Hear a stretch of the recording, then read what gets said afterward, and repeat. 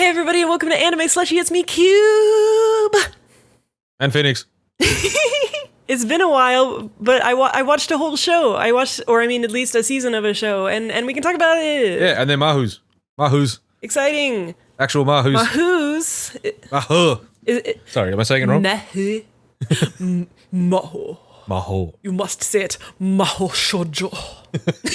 I don't know. Anyways, it's fucking Nanoha. You've probably heard of Nanoha. What do you know about Nanoha, Phoenix? If I asked you, what do you know about Nanoha? I'll be honest, before we started talking about you watching it, I really didn't know anything about Nanoha. Wait, do you have any, vague impression of what its deal is? Do you know what it's, known for? Not really. I just know it's an early magical girl property from around the same period or before Sailor Moon, I think. No? Send this kid back to school. Yo, this kid don't know shit. I'm done with this kid. All right, what am I wrong about?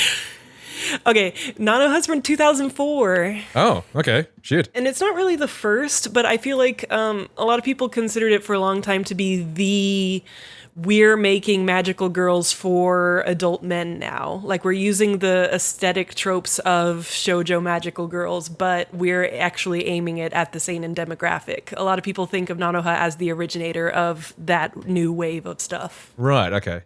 All right, so if it's from 2004... why does it look like it's from 1993? That I can't tell you because yes, the show, the first season of the show, it looks very retro. It looks pretty bad a lot of the time. You're happy to say it looks straight up bad? Often. Yes, wow. Most of the time, actually, I would say. There's some episodes where it's like, this is an especially shitty looking episode. And yeah, everybody has that super crazy 90s side bang poof thing to an extreme degree. And there's a lot of really big eyes that go way to the side. And then the mouth and nose is very too high up between the big eyes. And the chin go over in a weird way when they turn the face. And it's unfortunate. Was it made on the cheap? Like, who was the studio? I don't remember the studio, but it was definitely made on the cheap because, so Nanoha, it's kind of interesting from an, anthropological perspective because Nanoha is a spin-off of an eroge, a horny game called Triangle Hearts. Sorry, is that the official translation for that? Yeah. A horny game. Yeah, that's the technical definition. A honey game called Triangle Hearts, and Nanoha was the little sister of the main character, and so there was some kind of little side omake thing where she was a magical girl, and then somehow they ended up making a show of that. The original Nanoha show is this weird little double spin-off thing of an adult game that they clearly didn't really have a specific idea in mind of what they wanted to do with it. Oh, okay. So they were just sort of, let's spin something off this other popular property, but no one had a particular vision at the start? Yeah, or it didn't feel like it, at least. A lot of the early episodes we'll get through real quick because they're incredibly generic, and then halfway through it becomes a completely different show, and other stuff is going on. But it doesn't feel as much of oh, what a twist way as, something like Madoka. It feels like they were just kind of fucking around. Oh, okay. So yeah, it's a weird, interesting thing. Okay, tell me all about this weird, interesting thing. I will say the opening theme song is super pretty. The ending is whatever, it's nothing. But the opening, you should watch it. I think it's a bop, and it's a beautiful song, and it's very dramatic. And it opens on, there's this magical boy and of some sort, and he's some mage-looking kid, and he's fighting a monster in a forest, and it's oh, what's going on? We're all in media res. And he's got a red jewel that's important, but he's getting his ass kicked by this shadow monster. And he calls out, and he's like, someone hear my voice, help me. And then Nanoha wakes up from a dream. It's a classic. That's how they all start. Yeah, you gotta have a weird dream about it, and then you wake up. Mm. I don't know if Sakura originated that, but I always think of that as one of the most iconic opening on a dream of your magical self adventures kind of thing. So I feel like this probably ripped it off of Cardcaptor Sakura. I wonder if it's actually meant to be sometimes you wake up from a dream you've just had and it's still kind of ringing in your head. You're in the most space of believing it could be real. Yeah. I wonder if that is done that way to sort of tap into that a little bit. Yeah, dreams are magic, man. Yeah, you have a Nanoha dream, and then you walk around for the rest of the day going, what if it's real? What's about to happen? Yeah. What if it's real? I want to be a magical girl. So here's the thing. Nanoha is 9 years old. Oh, okay, that's pretty young. She's a 9-year-old third grader, and she shouldn't be, and there's no reason she should be. It's just that she was 9 in the original game where she was a side character, but if you look at her, she looks like a young teen and she acts like a young teen, and she's gonna get sexualized. And she's 9 years old! Oh, that's a shame. Yeah, it's so fucked. Like, that's one of the things, obviously, you gotta acknowledge up front, is there's definitely an aspect of that to it. And it's to varying degrees in the different incarnations. Especially when you talk about this being the first one aimed at adults. Where it's like, Oh, yeah. don't do that. Yeah, because, like, at least in this show, it's mostly just, like, the transformations, and in the early few episodes, there's, like, a few panty shots, and then otherwise, obviously, later properties would go way harder. I'm frowning really hard right now. Just fucking the world we live in, man. Yeah. But because it feels like, because obviously Madoka, when it came out, started, like, a trend of, like, super dark magical girls, but Nanoha, like, it obviously influenced Madoka, and also... like things like Symphogear and Vivid Dread and stuff are very directly, you can tell, are following Nanoha. Right, okay. Especially Nanoha originated this kind of mechanical kind of magical girl aesthetic where they're magical girls and they have dresses and stuff, but also there's like techno mecha aspects to their powers. Yeah, which is very Symphogear. Yeah. Yeah, you can see that's, I guess, it coming from there makes sense, yeah. Yeah. But yeah, so she's just a cute little boo-boo baby. And she's just a little girl with like brown pigtails. At least she has a super cute school uniform with like a long skirt. And it's like, that's good. And actually her magical girl uniform is also really good and really not horny. Well, that's good at least. That's nice, yeah. Yeah. And so she's going about her morning, and she's got a really nice mom and dad, and she's like, oh, and this is my big brother, he's so nice. And, you know, obviously, I think because back then it was still assumed like, oh, you know the eroge, so you know that this is the main character guy. And she's like, and this is my sister, they really get along really well, wink. Oh. Because the sister is actually his cousin, you see, and is one of the options in the game. So it's like he's like fixing her ribbon, and she's like, they really get along, and I'm like, I bet they do.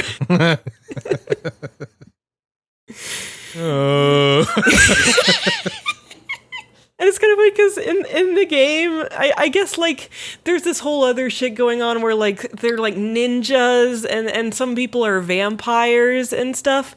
And so sometimes you see little hints of that in this, but, you know, like, it doesn't really touch on that. It's just like, oh, they're, like, when they take their shirt off, they're actually covered in scars, and every once in a while they're sword practicing or something. But that's a tale for a different property. I mean, I guess, yeah, you kind of have to acknowledge those things to some... Actually, maybe, no, you don't. I don't know. I guess you can sort of do what you want. I keep thinking of, like, today's menu, where, like, they don't really acknowledge a lot of what actually goes on in that universe. Yeah. Or if it is, it's very winky, which I feel like this is also. You know, it's like, it's this whole thing, this whole exercise originally was just a bit of fan service, basically. Then it turned into its own thing, yeah. Yeah. One thing I'm going to talk about at the end of this is that they made, in 2010, they made an anime adaptation of this season of the show, which is like, you know, like much better animated and much more concise and whatnot. And that cuts out a lot of this stuff that, you know, like harkens back to the original Triangle Hearts thing, because it's like, we don't need to worry about that anymore. This is its own franchise now. It's fine. Yeah, right. That makes a lot of sense. Yeah. So she gets on the bus for school, and there's her two friends who you don't really need to worry about them very much. There's a blonde one, there's a purple-haired one. They both seem to be rich. I guess everybody's just rich. Fucking bougie. And they're having school time shenanigans, and it's like whatever generic bullshit. You know, it's like there's nothing to say about it. It's like, oh, we're friends, and we're young, and we're friends. I'm sure a magical thing is going to happen soon. It is funny when you know the trope is coming and you're just like, oh, fucking get on with it, please. Yeah, because this is another way that it feels very 90s is the pacing feels very 90s. You know, it wasn't like stuff today where it feels like it has to rush into the actual point of the thing. They were in no hurry back then. A friend of mine went to see, who's really into horror films, went to see Mandy, which is Nicholas goes on a revenge rampage after his wife is killed. That's a genre of like sort of horror action type movies. But like, my friend was complaining that like it was 40 minutes in and the wife was still alive, and I was getting so frustrated. Because like, we know what's going to happen to her. We know. Yeah. Get on with it. That's awesome. We know there's going to be magic. We know they're going to meet magical thing and it's going to give them a wand. Fucking hurry up. Yeah. Yeah. Well, it's time for that at least, because they're like walking home through the woods, which I don't know how that works since they took the bus to school, but they're walking through the woods, and she hears a magical voice that's like, help, help, and she finds a little ferret-looking guy who's like a little brown ferret, and he's got the jewel on his neck, and they're like, oh, this little ferret's hurt, we gotta help him, and so they take him to the vet, and she's like, this is a weird ferret, but I bandaged him up, and hopefully he'll be okay, so you can come back tomorrow and see how he's doing. Just the vet going, this ferret's weird.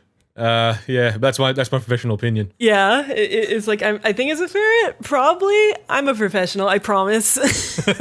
And so noteworthy is like, you know at this point that the ferret is the boy that we saw fighting at the beginning. He's like he somehow ended up turning into a ferret. They never really make much of an excuse for that.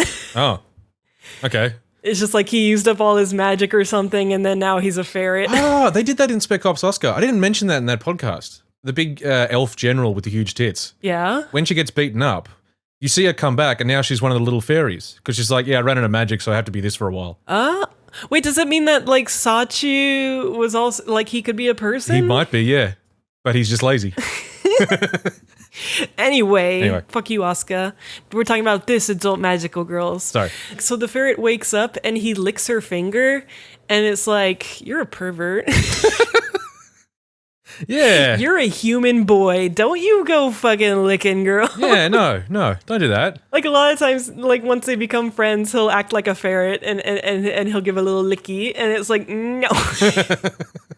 You can't. Nah, not allowed. Especially because in this season, they're like setting him up as the love interest for her, which will get dropped because everybody shipped her with the girl named Fate, and they're like the designated couple later. But so it's weird that her love interest is a ferret. How far do they take that? Her and Fate or her and the boy? Her and Fate. Does it go all the way or no? So her, I mean, I guess spoilers for the entire franchise or whatever, but her and Fate more or less, like, they live together as adults and adopt a daughter together, but, you know, like, they never get married or, I think, are ever seen kissing on screen or whatever. So it's very much like, you know, it's that thing for boys of there's literally no way they're not gay, but also they can't be too explicitly gay. Yeah, okay. It's, like, as hardcore as you can go into that, apparently. Yeah, or as far as core as you could. Acceptably, I guess. Yeah, without them just straight up actually being a couple. Yeah, okay. So, yeah. But that's later. When they were making this show, I don't think they realized yet that everybody was going to want them as a pair. Yeah, okay. Fair. They leave the ferret boy there for the night, and she has this conversation over dinner with her family where she asks about keeping a ferret as a pet. But, like, it's for some reason, this scene and another scene later are, like, really weirdly over-animated. Like, someone was trying way too hard, and it's super uncanny. Like, if you look at, you can find it on, like, Sakuga Brew or whatever, and it's just, like, the most random scene where they're talking, but then, like, suddenly everyone's hair is moving way too much, and it's just, like, super weird. I wonder if this was a new studio that hadn't really got their shit down yet. I don't know. Yeah. Here, I'm gonna look it up. I'm gonna see who did this. 7 Arcs. They also animated like some of the other stuff for that Trinity Hearts game and whatnot. It looks like they haven't done a whole lot. It looks like Nanoha is their big franchise. Yeah, right, okay. Yeah, and a bunch of just other random little things. So yeah, it was probably just like, I let my brother animate this scene to you know, get his resume out there. But that night she goes to bed and she hears a voice in her room. She hears the psychic voice and she's like, I must go to the ferret. And this is where we get like one of the only like just straight up panty shots, which is, I'm glad that in general seems to have gone out of style. Yeah. You see that a lot watching some of the older stuff. Yeah. Like I tried watching Initial D once. Oh God, yeah. Apart from the fact that Initial D is so slow for what is a car racing show. Racing is what it's about, and it's really slow. The number of just like dudes hanging out at the bottom of the stairs to see a girl's panties, and then you see the panties, and it's like, fuck off. Yeah, like even the first episode of Detective Conan in its original run had like, look at the panties. Gross. Conan. Now we find other ways to be even more gross, but that particular thing is no longer cool. Yeah, great, cool. I guess that's... Yeah, nowadays we moved on to different ways to sexualize children, don't worry. Yeah, progress? I don't know. So anyways, a ferret is being attacked by a monster. Why are we podcasting about this genre? You ever wondered that? Man. Look, what you gonna do, man? Yeah. Please continue. Ferret's being attacked by a monster, dude. It's like you don't even fucking care. He's gonna die. He's a little ferret boy. Is he stuck in a cage though, or? No. I guess he was just kind of like left on a table in the doctor's office. He'll be fine here. Yeah, I'm sure he won't go anywhere. It's cool. and there's like some generic ass shadow monster attacking him. And Nanoha finds him and she catches the ferret. And the ferret's like, you gotta do it with the magic. You gotta fight, blah, blah. So he's like, lend me your magical power. And he gives her the red jewel. He gives her a magical chant that she will not have to use later, but she uses it just this time. And it's, like something of my heart, blah, blah, blah, blah, blah. But then the key phrase is raising heart set up. And then she has her transformation. Not good. Horny. It's one of the only times where I've seen where she loses her clothes such that you see her underwear and then she loses the underwear. Oh, God. And it's still like, obviously, it's like there's no nipples, but it is skin colored. So it's like as bad as you can get without it counting as illegal. Yeah, it's that thing they'd always do now where it's just the figure, like a matte color. I'm assuming there wasn't any like shading, or was there shading? There was shading. Oh God, that's worse. Yeah. No, yeah, it's straight up, it's just like a naked little girl, except they didn't draw 2 dots for nipples, so it's legal. Bad job. And again, it's weird because like her actual outfit is, here, wait, have you seen it? I need to show you it. It's so fucking cute. So much sighing in this one. It's just like, it's one of those things where as you're watching it, you just accept that that's the way it is. But then when you actually have to say it out loud, it's like, I'm sorry for my words and deeds. Yeah, I mean, this is a thing that happens with anime. Yeah, it's cute. But look at this design. It's cute as fuck, nice long skirt, like it. Yeah, it's cute. It's strong design. Yeah. But yeah, transformation, bad, no good. But that's the end of the first episode, is her transforming. And then she's like, I'm a magical girl, the end. Like, that's as far as we get in that episode. Yeah. Again, fucking 90s ass pacing. Yeah. I mean, I guess it's like they felt like they needed to set up the characters and shit. Yeah, I guess they felt, like now we're used enough to the genre conventions that you can skip so many of these. And it's like, yeah, we fucking get it. One thing that's super noteworthy is that her staff, Raising Heart, has a voice actress whose name is Donna Burke, who's a native English speaker. Apparently she does a lot of voicing for like Japanese subways and stuff. Oh. And so whenever it's doing things, it has this like kind of robotic voice that will be like sealing mode or protection or other things in English. Okay, so sorry to bring this back to Fate again, but in Fate Girl a while ago, I got the magical girl version of Ilya. Oh, does it do that? Yeah, she's got like a staff or a little familiar or something that has like a voice that sounds just like her that talks to her. Oh, yeah. In Ilya, the fucking staffs are like, they combined the mascot character with the staff, so like the staffs are animated like little characters, and that sucks. I hate those guys. I was only able to get through one episode of Prisma Ilya. I've heard it gets very bad. Oh, yeah. Yeah, like Fate gets bad. Fate gets bad in a lot of ways. There's a lot of rape and other things in Fate, and Prisma Ilya is one of those sort of ones. Yeah.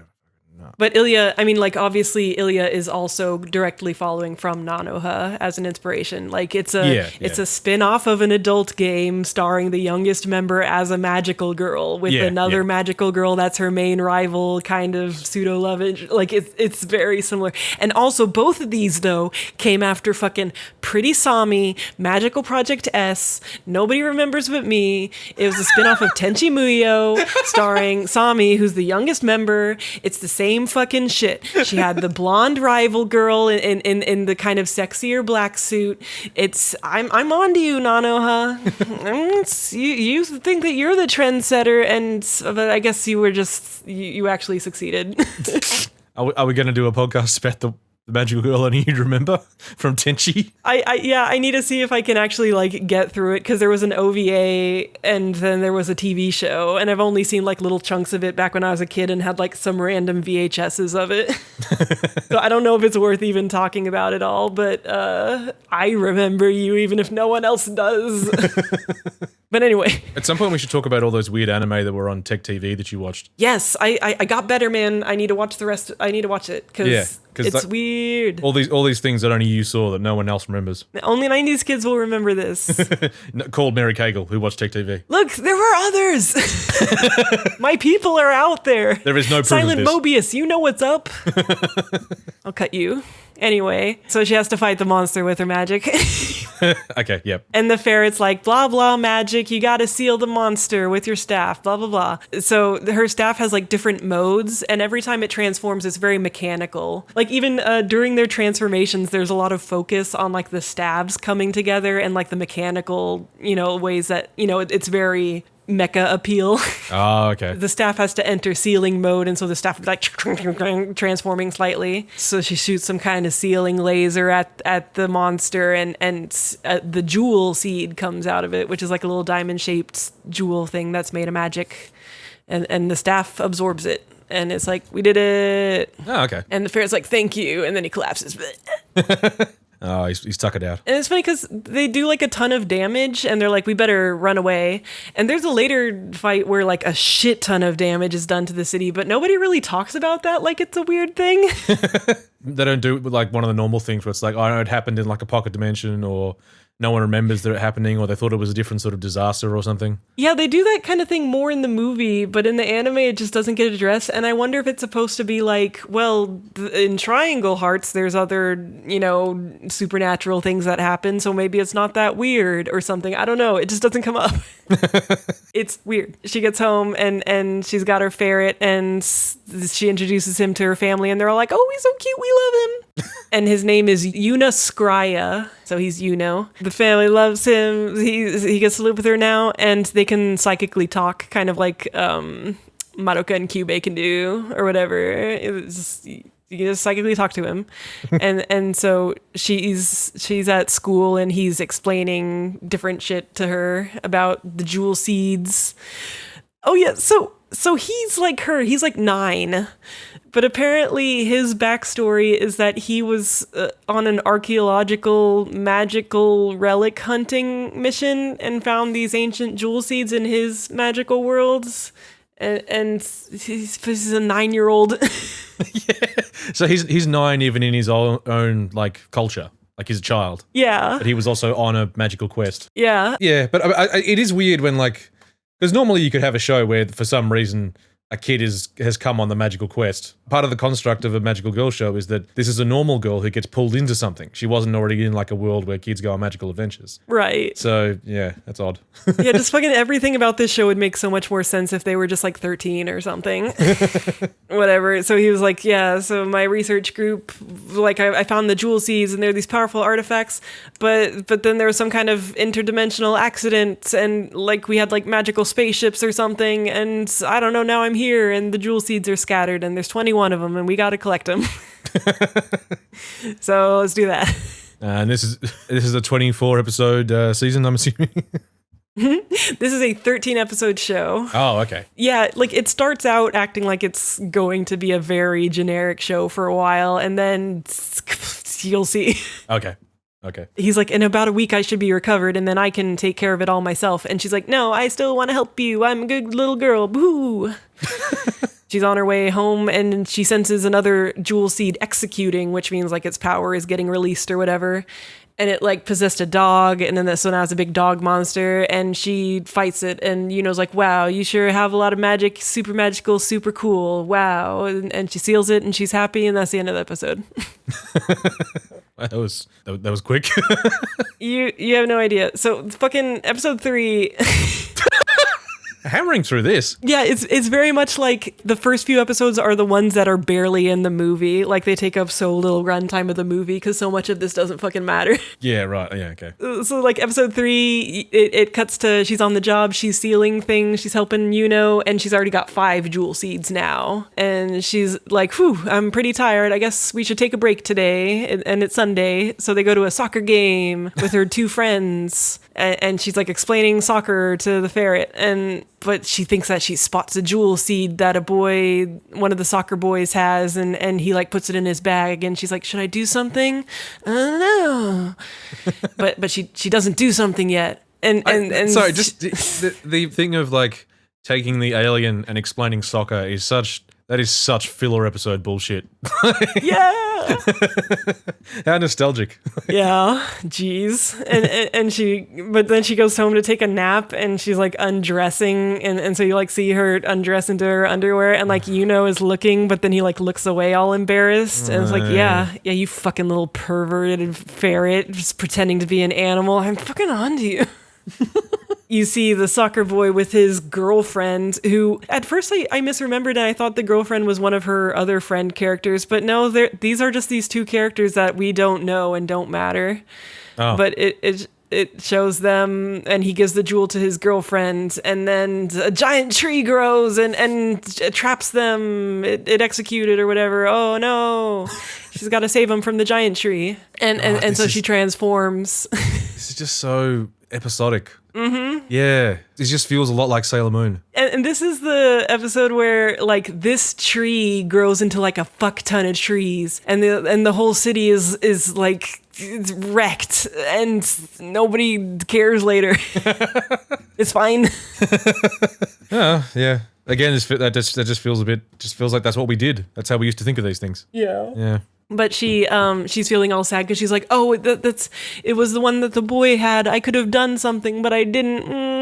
And she manages she uses different spell stuff and various kinds of lasers, and she defeats the tree and seals the jewel. But she's still feeling bad for having not done something sooner. And she's like, oh, this was my first failure as a magical girl. Oh. And she's like, but I gotta collect the seeds so this doesn't happen again. End of episode. So that was a whole episode. Right. But next episode, it's finally time to meet Fate. It's time for the girl who does not know yet that she will be Nanoha's girlfriend. I have to show you her design. Okay. Is it good? Her civilian design is cute. Her magical girl design is hornier than Nanoha's. Yeah. This is her design in the original show. Okay. I'm showing it to Phoenix. Now, you might notice that she has this like little like leotard crotch flappy. Yes. That's removed for the movie. So that you just see like a bathing suit bottom all the time that's revealed. And you can see it sometimes in the anime still, even with the flappy. Mm. Yeah, obviously she's got more black because she's the dark magical girl. She's got a big vampire cape because she's serious. Oh, right. Okay. She's the big serious one. Yeah. Mm. And she's very deadpan. Okay. And so it starts the episode and she's on a rooftop and she's like, I gotta get the things. I gotta do it. And she has a friend, a familiar, that's like a lion wolf thing. It kind of, I think it looks dumb because it's like an orange lion wolf with like a big red mane, and the colors just, they look very 90s. And this friend is named Alf. Alf. So it's Arufu. So I think the best choice for romanization is probably Arf, like a bark. Right. Which is still really funny. Yeah. But every time she says it, I'm just like, Alf. It's just Alf, yeah. Alf the alien from that She's thing. like, we need to go, Arf. So I'll probably call her Arf. Arf is funnier. Arf. Yeah. You got to say it like Arf. that though. Arf. You got to say it like a bark. We need to go, Arf. Apparently Nanoha's jewel thing, it's officially called Raising Heart, but for forever, some people would translate it as Raising Heart and some people would translate it as Raging Heart, and it was like a big debate thing. Oh, okay. One of those fandom fights. Because I do kind of feel like Raging Heart makes more sense, but apparently it is supposed to be Raising Heart. So fucking whatever. Right. So this episode, So Nanoha goes to her purple-haired friend girl's house, and her brother goes with her because the purple-haired friend is the little sister of one of the other love interests from the game. And it's like at some point the brother and the older girl are like, we're gonna go off to my room, and it's like, wow, they straight up left to fuck. Okay. Hey. Okay. That's just happening over there on the side. Don't worry about that. Nanoha's just hanging out with her two friends, and there's a lot of cats around, but they're not very well-drawn anime cats. They have, like, their eyes are too anime, like too much like an anime person's eyes. Oh, okay. Yeah, you got to watch that with animals in anime. Yeah, it's a bit uncanny. One of the kittens finds a jewel seed, and it makes it into a giant kitten.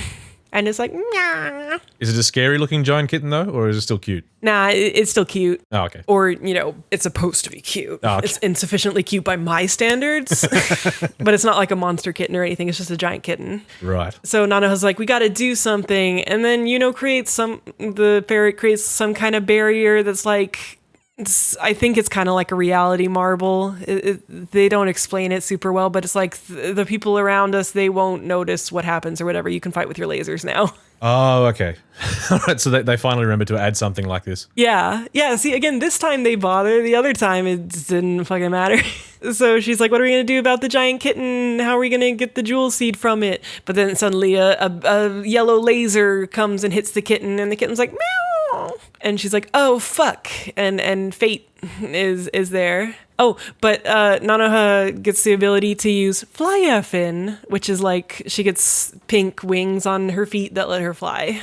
Ooh. And so from now on, she'll just like pretty much do that automatically. Everybody in the show can fly all the time. Oh, okay. It's one of those. Which is funny because, like, yeah, she does like it's like a thing, and it's like Flyer Fin, and she makes the wings and she can fly. But other characters just fly around. Like even the dog can fly. I don't know why. Everyone can just fly. Are they mechanical looking wings though, or are they like wings? They're like laser light magic wings. Ah, okay. So it's still the mechanical aesthetic. Yeah. Yeah. It's very like techno. And whenever they make the lasers, there will be like, it's always very magitech. Like there will be these magical circles that will circle around her and stuff, but then she just shoot a laser. Ah, okay. Just a regular light laser. Yeah, right. So she's flying around and she's trying to fend off these lasers, and Fate's like, I want the jewel things. And she calls them the Lost Logia. And she's like, give me the Lost Logia. She makes the laser scythe come out of her weapon, and they're magic fighting with lasers. And Fate wins though, and she gets the jewel seed, and she's like, my jewel seed, and she runs off. Oh, okay. So they're fighting over them like grief seeds. Yeah. Wow, this is such a ripoff of Mach. I feel like this early part, if it's pulling from anything, it feels like it's pulling most from Cardcaptor Sakura, because that would also be a thing where like her and Shaoran Lee would both be trying to capture the Clow cards, and then like sometimes Lee would get one, sometimes she would get one, and then they would use that power later before they ended up becoming friends and teaming up and stuff. So Fate runs off with hers, and then it's like, that girl, she's some kind of mage, she's probably from the same world I am, we're gonna have to deal with her, oh no, what's her deal, woo. And you see her back home, and she's petting her weird lion dog, and she's like, wait for me, mother. Ba-bum. End of episode. Oh, okay. So she's not human. She is. Her. Oh, okay. I don't know if they like call them something else, but functionally they're human. They don't look like elf people or anything. Right, okay. I think they're just from a different world of humans. Right, okay. Who use magic. She's not an earthling then, I guess? No, yeah. She is from the other world. She's not like, she wasn't born on Earth or whatever. Yeah. Okay. Well, she's actually maybe a little something different. Wink. Oh, okay. Wink. Spoilers, wink. Oh, okay. But anyways, it's time for a Hot Springs episode. Ah, fuck. It's time to go to the fucking hot springs. And it's funny because this episode, besides being disgusting, is also one of the like extra shittily drawn episodes. Their heart wasn't in it. They just sort of, we have to do this now. There's a lot of stupid boobs, a lot of stupid faces, a lot of naked kids. Yeah. Woo. Whoa. But so they do typical stupid hot springs bullshit. Skip past all that. Now they're in their yukatas, and I suppose what is there to talk about, really? Yeah, it's like the friends want to pet and he sees Nanoha naked. Wow. But anyways, so they're in their yukata.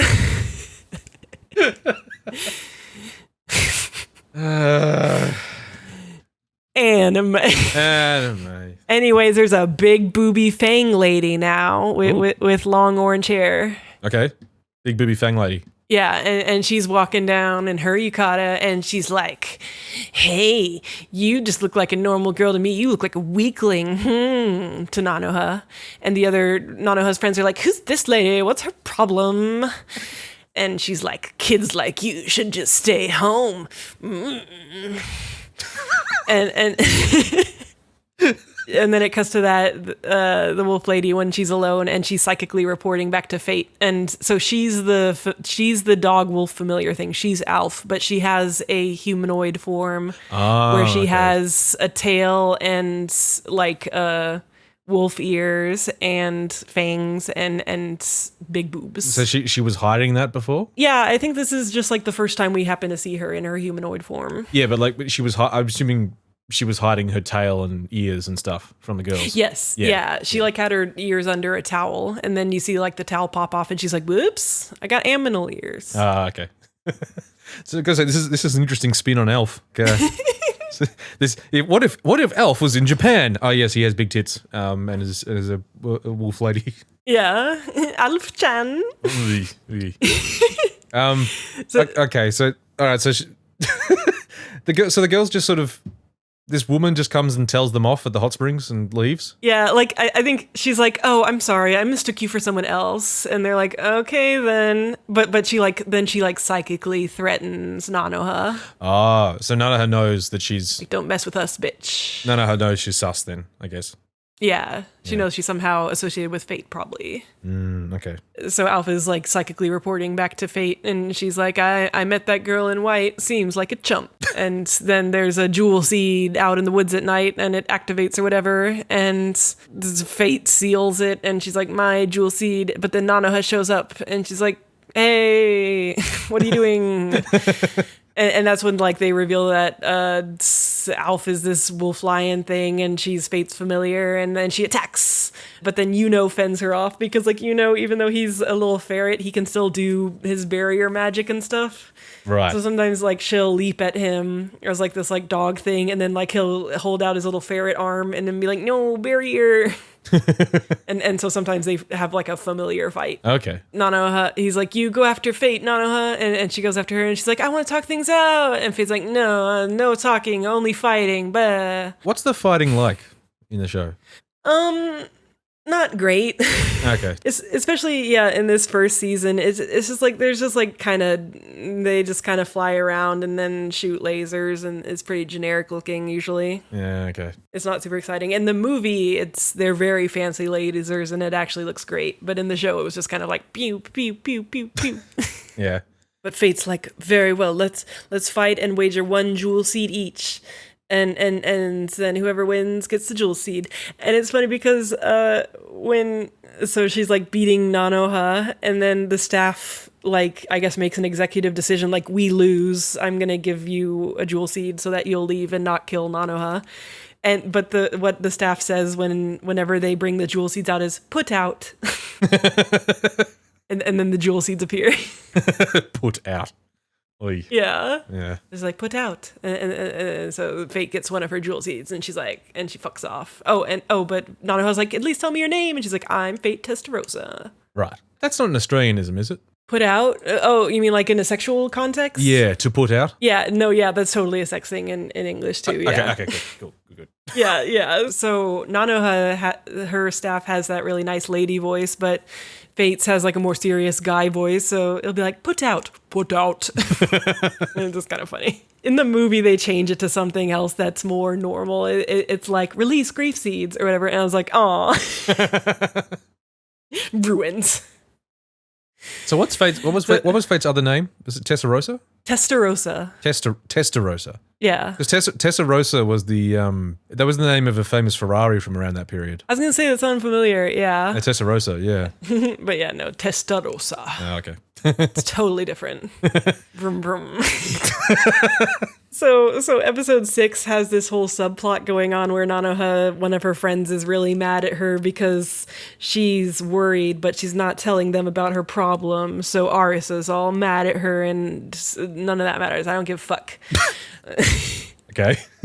What's more important is that, so you see Fate, and she's been like using too much of her magic, and she's all exhausted, and Alf is all worried about her. But she's like, it's fine, I have to do it for my mama. As Alf is like, I'm gonna flood this whole area with magic, and it'll make any jewel seeds around here execute, and then we'll be able to find them. And so they do that, and a jewel seed activates, and Nanoha notices it, and she's like, oh shit, I gotta go get that jewel seed. And Fate's like, no, I'm here, I'm gonna get the jewel seed. But then Nanoha's like, my name's Nanoha, and I wanna be friends. Please talk to me. And Fate's like, no, I'm not gonna. And Nanoha's like, I want to know why she has such sad eyes. and she's like, talk to me, Fate. And Alf is like, you don't have to tell her anything. Don't talk to her. She's stupid. And they both go to capture the jewel seed at the same time, but their weapons like hit each other and kind of interlock, and they both like break. Oh. And it's like, oh no. And that's that entire episode. Her attempt to harness the power of friendship and all that. Yes. Yeah. Oh no. And everyone's telling her, no, don't be friends. And she's like, no, I must be friends. Yeah. Yeah, and there's like a whole thing with like her two friends. Like when they were younger, she made them be friends and they weren't friends, but then they were friends. Whatever. Episode 7. It really is just like not that much happening, eh? Episode is the episode where the show starts, is the thing. Episode 7? Yes. Right, okay. All right, interesting. So get ready for that. Okay. So both of their weapons have shattered and the jewel seed's still there. And she's like, no, I have to get it. So she goes to like grab it with her bare hands. And her dog's like, no, it's dangerous. But she's able to grab it. But then she like collapses. And so Alf runs off with her. And Nanoha's like, oh no, but my jewel seed's all cracked. It's sad. But it's auto repairing. It's fine. It'll heal itself. Oh, okay. Yeah, that's fine. It's actually not a big deal at all. Okay. Yeah. And it cuts to Alf bandaging Fate in her house, and Fate's like, I'm so damaged, but I gotta do it for my mom. We were actually supposed to go report to her tomorrow. Alf's like, I don't like your mom. And Fate's like, it's fine. She's just awkward or something. But you can tell something's not okay with her mom. Right. Okay. And Nanoha's feeling all conflicted about stuff and her inability to be friends, and she goes to watch her sister sword practice, because I guess that has something to do with whatever she is in the game. And she's thinking like, oh, how can I talk to Fate? How can I be friends? And Fate, she goes to buy some souvenir sweets for her mom, and then she's like chanting coordinates as part of a magic spell to teleport to her mom. And then suddenly there's an interdimensional spaceship that we cut to where the Time Space Administration Bureau is monitoring interdimensional activity. Right. Okay. Cool. So they're like, hey, there's some kind of unauthorized teleportation going on. I'm Captain Lindy, the head of this ship, and I guess she's some kind of alien lady, and she has ridiculous anime hair that's like teal, where it's like there's like 3 separate sets of bangs. Just so you know, she's from space. Definitely from space. She's got the big side poof bangs. She's got those like weird anime like long bangs that are like on either side of the bang but start all high up and come around your regular bangs. There's a lot going on. And also another character is there that's important whose name is Chrono, who looks like he's about Nanoha's age. Apparently he's 14 and he's some kind of other interdimensional agent boy. Right. And they're like, we need to find out what's going on with this interdimensional activity. But meanwhile, Fate is being whipped by her mom. What? So Fate's mom is an evil sorceress, skimpy lady named Precia. Okay. And she's got big dom energy, and she's got Fate like tied up to where her arms are suspended, and she's whipping her. Okay. Child abuse, but it's kind of sexy. So when you said Nanoha was like the beginning of all the tropes in magical girls for seinen, you really meant all the tropes, huh? So obviously we both watched most of, but not all of, Symphogear season 1. I think the villain from that is heavily based on Precia. Yeah, right. That makes sense. This like evil, abusive mother figure, skimpy lady person. Yeah. Symphogear added the nice level of having her speak English. And also just being straight up buck naked. Yeah. That's your real show. Yeah, it's a real show. And this is a real show. It really sounds like a real show. Yep. Yeah. Yeah, so it's like super dramatic, and Arf is outside listening to her getting whipped and like holding her ears and going like, "Oh, this is horrible." And like then you see Fate drop to the ground, and it's like a butt shot. It sucks. Right. And it's like, oh, she's suffering. It's so tragic, but also look at her butt. Yeah. And then it cuts to the box of sweets that she bought for her mom. She didn't even eat them. This is not good. This is really. Sorry, look at her butt. This is really not good. Yep. And so Alf runs in to, like Fate's laying on the ground all beat up, and Alf's like, this is horrible, and Fate's like, no, it's fine. Just gotta get those jewel seeds for mom, it's fine. So fucking whatever. And then but Raising Heart and Fate's Bardiche are recovered now, and another jewel seed activates, and it's a tree with a so this one's a tree monster, and he totally has like a vagina mouth. Like, like it's like a knot in a tree, but like the way that it's drawn is very much like a big old vagina mouth. Yeah, yeah. I mean, look, this is. I'm not gonna call it like a trope of the genre, but this is a thing that happens. Yeah, but here it even like it like has like a tooth that like kind of looks like where it would be. It's very vaginal. Anyway. Nanoha and Fate both show up to get the jewel seed, and they defeat the vagina tree, and the jewel seed comes out, and they both move to attack each other, gotta get that jewel seed, and then Chrono from the Time Space Administration Bureau teleports in and grabs both their weapons, and he's like, I'm from the Time Space Administration Bureau, tell me the details of this case. End of episode. Okay. So the cops have become involved. Right. Okay, so why is Nanoha why is she so bent on collecting the jewel seeds? To the point where she's willing to fight someone else? Because she wants to help, and shit. Yeah, but like to the point of like being willing to fight someone else for them? Yeah, I don't know why she isn't just like, you can have them. Yeah, or just like maybe can deal with this on his own from this point onwards or something? No, she's gonna help him. She's a nice girl. Okay. There's definitely like multiple scenes where he's like, I can take it from here, and she's like, no, I'm gonna help you, Yeah. we're in this together, friendship. But it's one of those things where like fighting monsters is one thing, but like attacking another person just seems like a step up. It's fine. Okay. Laser fights. She's the rival. Okay, yeah. But anyways, oh shit, the cops are here. Yeah. Cheese it. So episode 8 like opens, and so he's grabbed both her weapons. He's like, you two, lower your weapons. And Arf is like, fuck, it's the cops. And so she starts lasering him. Like, the dog can also just like, even when she's in dog form, she can just shoot lasers. Everyone can shoot lasers all the fucking time. And Fate tries to grab the jewel seed, but he's like, no, not for you, laser you. And she's like, I'm lasered. And Arf, and so she like collapses, and Arf runs off with her again. And Nanoha and are like, And so they get brought back to the spaceship. Okay, so what was the deal with the tell us the details of this case? Yeah, so he's like, I want you to report what's going on here, and so he brings her and to their headquarters to report about what's going on. Because basically, it's like we noticed an interdimensional disturbance, and we need to figure out why. But Nanoha obviously doesn't know what's going on, really. Yeah. So I guess Yuko does? Yes. Sorry. He hasn't mentioned anything about interdimensional people, but he seems to know who these people are. Right, okay. So he's like, well, let's cooperate with the authorities. Right, okay.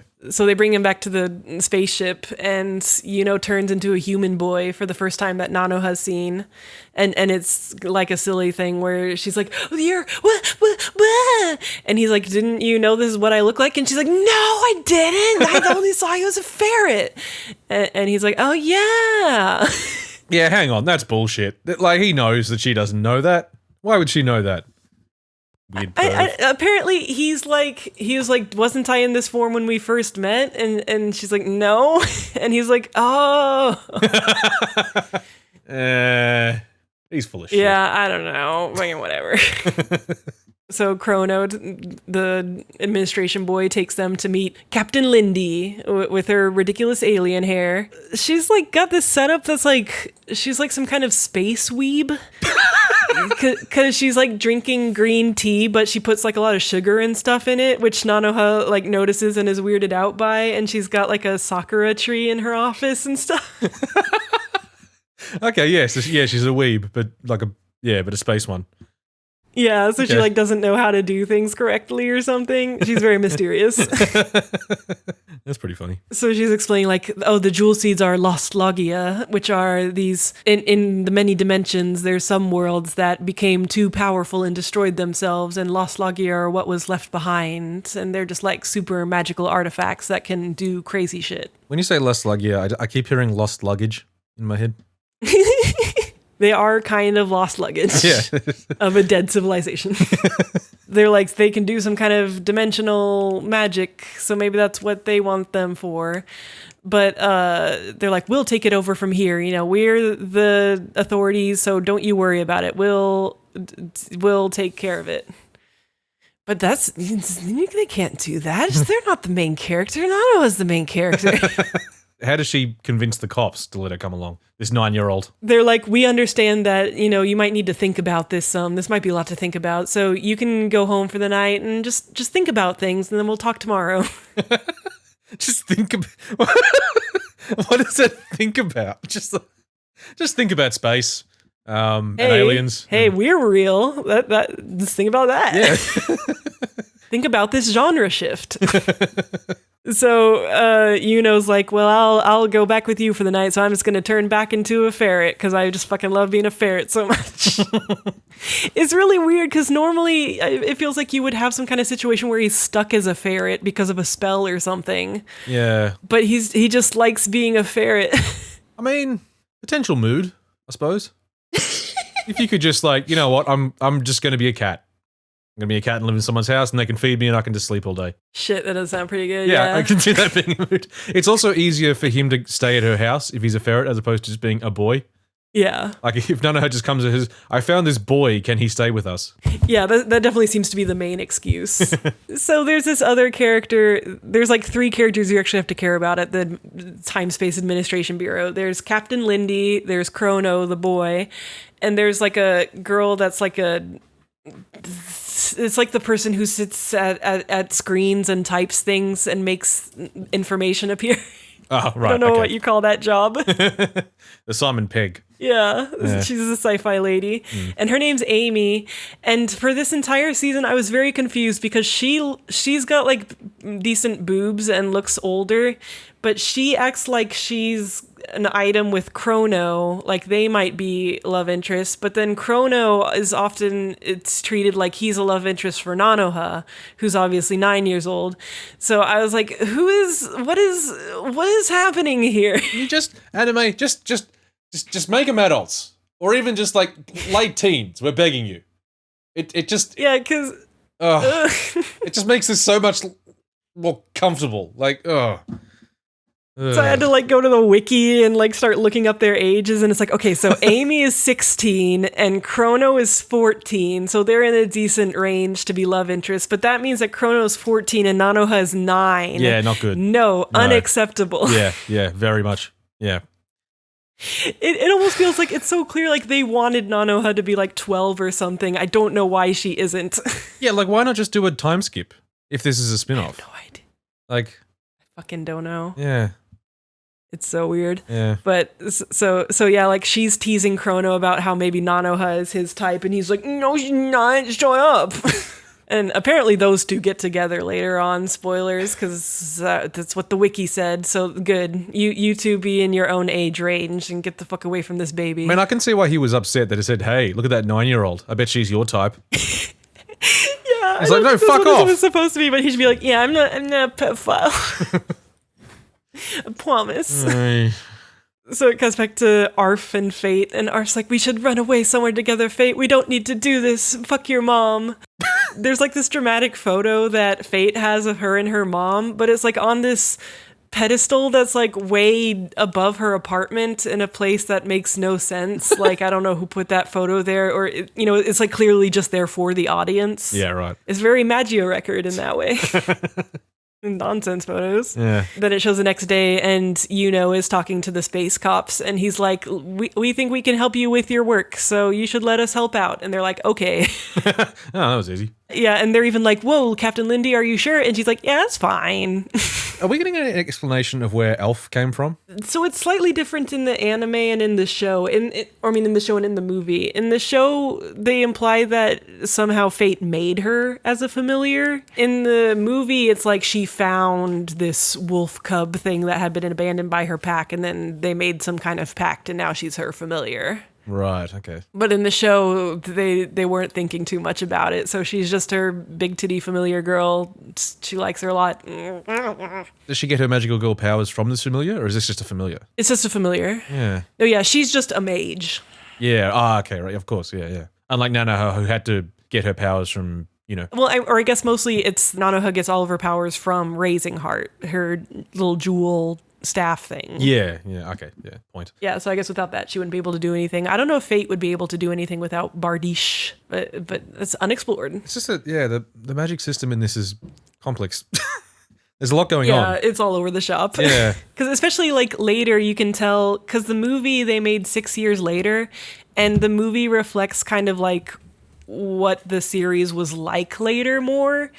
So by then, everything's much more technical and much less magical. Okay. So like Precia, she dresses like this super sexy sorceress lady, but in the movie we see more flashbacks of her doing various things, and she's like in a lab coat, and it's like this like scientific lab experiment kind of thing. Okay.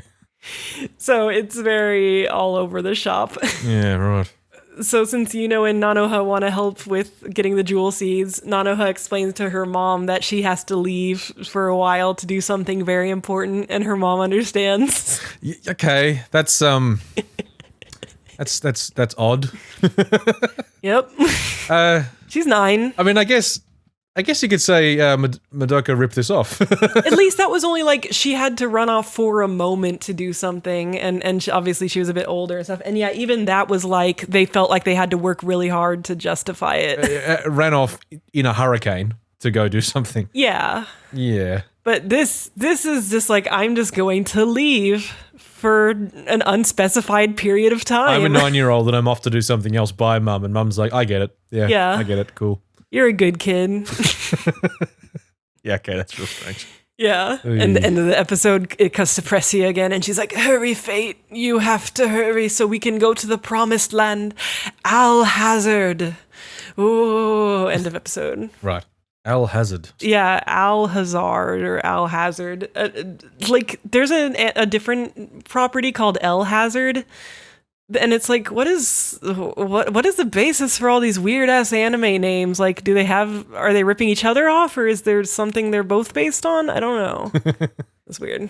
Episode 9. Okay. So, interdimensional space cop meeting. They're talking about the case that they're all working on. We got to get them jewel seeds. And they introduce their local operatives, and Nanoha, and they're like, hi, we're babies.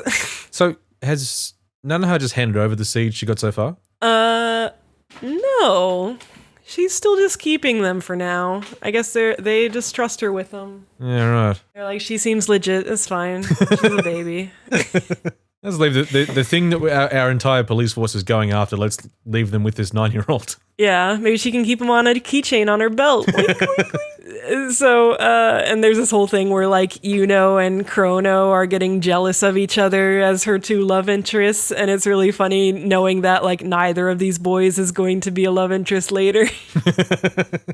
But this show don't know that. Like apparently Yuno is barely in the later seasons. Right. So it has no time for him. Yeah. Wow. Okay. That's. Yeah. So it's like enjoy it while you can. Yeah. He's a familiar. He should be there a little bit. But I guess like all she really needs is the jewel thing. Yeah. That's fine. Yeah. He doesn't. Yeah. But I mean, like the two cats in Sailor Moon didn't actually do much. Like they knew stuff, but that was about it. They're sort of like a repository of information. Sometimes Luna could summon objects though by doing a backflippy. That's pretty important and cute. You ever seen a cat do a backflip? I'm not convinced they can. Hey Froyo, get over here. Froyo is the least likely to do a backflip. She could do a back roll. It's a really good mental image. Yeah. Let me Froyo, you're fat. But what was I even fucking talking about? Sorry. The cops talk to their local operatives. Yes. Oh, and they're talking about, like, she said her name was Fate Testarossa. There's a known mage family of Testarossas, but one of them was really powerful and they, like, did a bad thing and got banished. Maybe that's related. Probably not, though. I'm sure it's a coincidence. And, oh yeah, Nanoha and Yuno are talking in this hallway on the ship, and behind them there's like a big naked lady painting, and it's just like one random shot. It's really weird. It's not like it's not like a Renaissance looking painting. It looks like a key image from like some hentai or something. It's like anime rendered. That's weird. Yeah. Yeah. I mean, I guess this show did come from a horny thing. Oh, yeah. No, that's why I was wondering if it was like a key art from some other property of theirs or something. Like, hey, don't forget to read our other porn game. In this show where the MC is a 9-year-old. Mm. Don't worry about it. Yeah. Okay. So they're on the job. They're collecting jewel seeds. It's very pure. And the interdimensional space people can like watch whatever they do and communicate with them telepathically and whatnot. They're like, we've actually got so many jewel seeds now. There's only 6 left to find. Where could they be? And they think maybe they're in the ocean. So it's kind of hard to find them. Yeah, that's fair. And so, Yuno and Nanoha are talking, and Nanoha's like, I used to be alone a lot because, like, my parents would be doing weird ninja shit or whatever the fuck that game's about, and I'd be left home alone, so maybe Faye's like me. Maybe she's, like, a lonely kid. Oh, and they're, like, talking about, like, will we still be able to hang out after we've collected all the jewel seeds? Oh, I don't know. And it's like, maybe if you were the love interest, Then it cuts to Fate over the ocean, and she's like doing some kind of big lightning spell to make the jewel seeds come out. Oh, this is another really shittily animated episode, and she makes a lot of weird faces during this. Badly animated water? Yes. Yeah. Though in the movie it's animated great, and I'm going to have to take some screenshots of that for reference. Because this next sequence involves her like fighting the weather, and it's very weird. Because she like activates the 6 remaining gems, and they're like here somewhere, but there's a lot of water tornadoes, and it's like, oh, she's struggling in some way, but the way it's all depicted is super odd. Right, okay. So she's fighting the weather or something. The administration people are like, we should just, they're monitoring her on their screens, and she's like, we should just let her do whatever she's doing because she'll ruin herself. That's what the subs sub it as. I don't think these are very good subs that I was watching. Like, so just they kind of just let her kill herself, and then we have to deal with her. Yeah, it's like she'll wear herself out or she'll get him. In any case, we should just let her do that. And Nanoha's like, no, I want to go help her. And Yuno's like, go, Nanoha, I'll open the gate and block them with my little boy arms so that you can go help Fate. and she's like, I'm teleporting out. I'm sorry, I gotta go help Fate. And so she teleports in and she's like, Fate, I'll help you. I'll charge your power. We can share the burden. We can cut it in half. And then it's half the burden or whatever. And they're fighting the weather together. Is this like the first time Fate doesn't actively attack her, I guess? Yeah, I guess so. Like, because she's just struggling so much that like she has no choice but to accept Nanoha's help, basically. Right. And then so by their powers combined, all 6 jewel seeds are coalesce or whatever into their jewelly forms. And she's like, Fate, I want to be friends. But then suddenly there's a magical lightning attack on the ship. And Fate's like, Mother. And then she's zapped and it's like, oh, this is Precia. She's attacking. Chrono pops in and he manages to get 3 of the jewel seeds and Arf gets the other 3 and then Arf and Fate are gone. Wow, that's the end of the episode. That was when they said like, oh, there's only 6 left. I figured there was going to be a few episodes, but yeah, I guess not. Yeah, I had a real hell of a time keeping track of like who had how many, because they make a big deal about how Precia needs more than she has to do whatever she wants to do. She's like, we only have 9 or something. I need more. But then I was like, wait, so do they have more now, or is who has the? I don't know. There's a lot of jewels, and some people have more than others. I don't know, I'm shrugging. Hey. So the next episode opens with the chief chewing out Yuno and Nanoha for being loose cannons.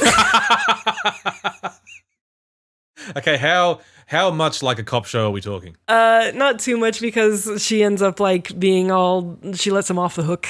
Oh, okay. Well, I mean that's normally what happens. Yeah, but she has like big mom energy, Captain okay. Lindy. Oh, and at some point you find out that she's Chrono's mom. Oh, okay. She's putting her son to work at a young age, but I guess all these space magician people start out pretty young.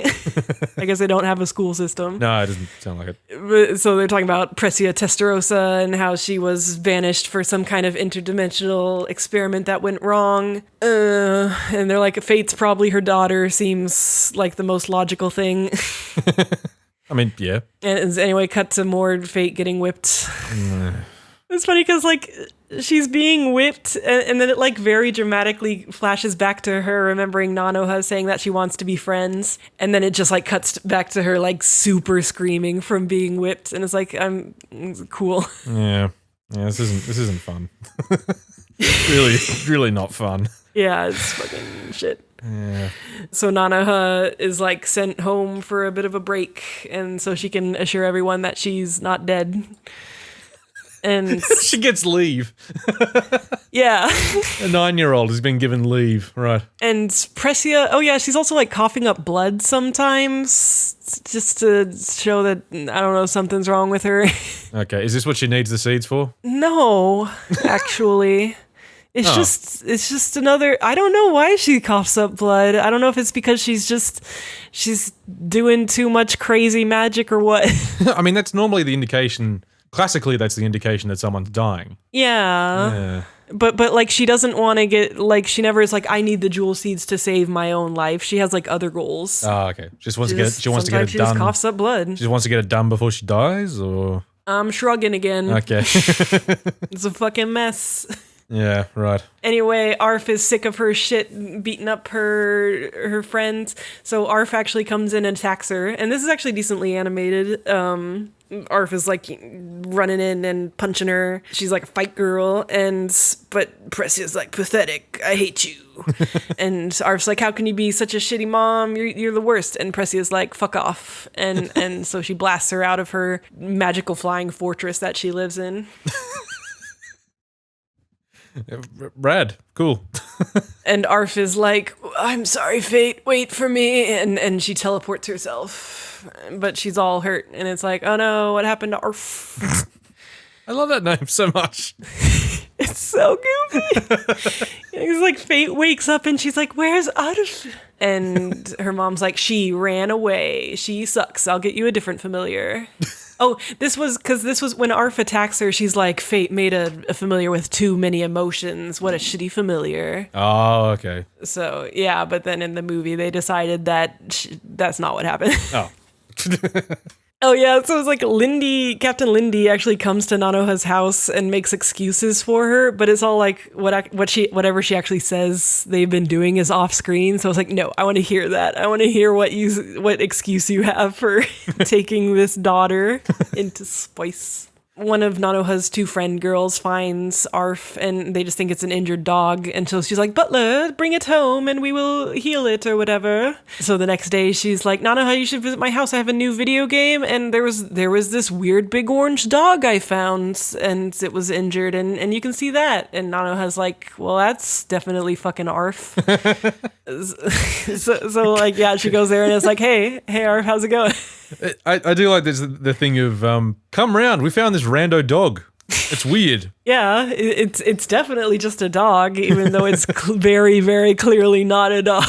Some sort of weird magical being. And so Yuno and Nanoha are trying to talk to Arf psychically, and they're like, what's happening? Where's Fate? What's going on? And the administration bureau is able to listen in and see and like they're able to monitor their psychic communications somehow just for convenience. And Arf is like, fine, and she explains the whole situation with Fate and her mom, and she's like, please help Fate. And Nanoha's like, yes, I want to help Fate. The administration bureau's like, we have to stop her mom, but we'll leave Fate to you, Nanoha. If you want to save her, do your best or whatever. And then you see this montage of Nanoha like spending time with her friends and family and stuff before she goes off to the final battle stuff. And it's like blah blah blah. I mean, look, part of the reason we were interested in Nanoha was because there was that.